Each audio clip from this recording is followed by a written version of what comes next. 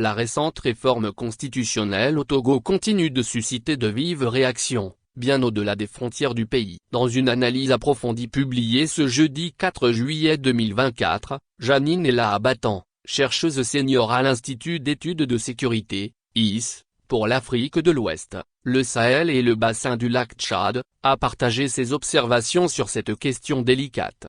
Madame Abattant souligne que, face à la crise politique actuelle au Togo, exacerbée par les menaces d'insécurité dans le nord du pays, l'opposition doit réévaluer sa stratégie pour accéder au pouvoir. Cependant, la communauté internationale doit également prendre des mesures concrètes. Le groupe des 5, Union européenne, France, Allemagne, Programme des Nations Unies pour le développement et États-Unis, et les organisations régionales, notamment la CEDEAO, doivent réfléchir à leur réponse face au développement au Togo. Le public perçoit qu'ils ont été indulgents envers le gouvernement dans leur rôle de gestion de crise, lit-on dans le document. Les organisations de la société civile et les analystes, tant au Togo qu'à l'échelle régionale, critiquent la CEDEAO pour ses actions incohérentes. Dans un communiqué du 15 avril, la CEDEAO avait initialement critiqué les réformes constitutionnelles et annonçait l'envoi d'une mission exploratoire dans le pays.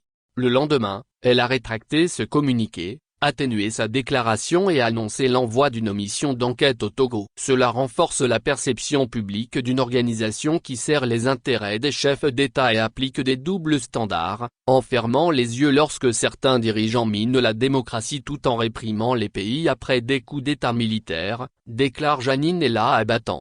Les réformes constitutionnelles controversées du Togo risquent également de ternir davantage la réputation de la CEDEAO et de discréditer le rôle de M. Gnassingbé en tant que médiateur entre la CEDEAO et l'Alliance des États du Sahel, composée des pays récemment touchés par des coups d'État, Mali, Niger et Burkina Faso, a-t-elle ajouté. Madame Abattant conclut en affirmant que la CEDEAO, en coordination avec le groupe des 5, doit maintenir un dialogue ouvert entre les acteurs politiques et la société civile au Togo afin de recréer un climat de confiance.